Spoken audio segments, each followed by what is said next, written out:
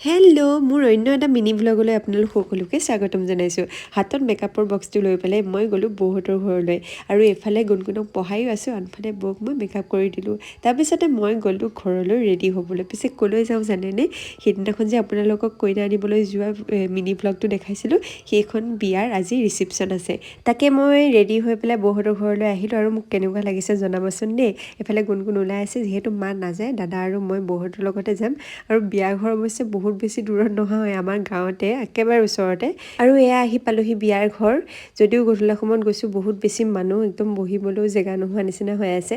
আহি পেলাই অলপ টাইম বহিলোঁ আৰু সেইপিনে দৰা কইনা পূৰা ফটো তোলাত ব্যস্ত হৈ আছে। আৰু এইফালে ঢোলে ডগৰে গোটেই বিয়া ঘৰ একদম গৰম হৈ আছে। এইফালে ঢোল, সিফালে বেণ্ড, এইবিলাকে আচলতে ভাল লাগে এখন বিয়াত, নহয় জানো? আৰু কাষত এয়া বৰমাহঁত পিছে আমাতকৈ আগতে আহিলে। আৰু এয়া আমি সুবিধা পাই কি আহিলোঁ পেট পূজা কৰিবলৈ। প্ৰথমে পেট পূজা, তাৰপিছত বাকী কথা, নে কি কয়? গতিকে পলম নকৰি খোৱাৰহে কথা আৰু। খাই বৈ লৈ আহি দেখোঁ এইপিনে দৰাই পূৰা নাচাত লাগি আছে।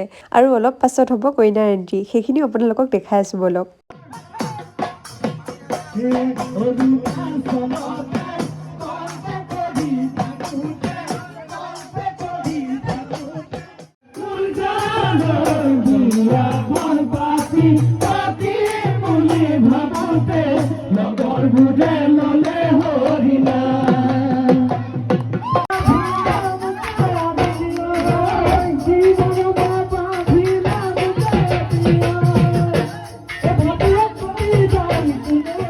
আজিলৈ হ'ব নেকি?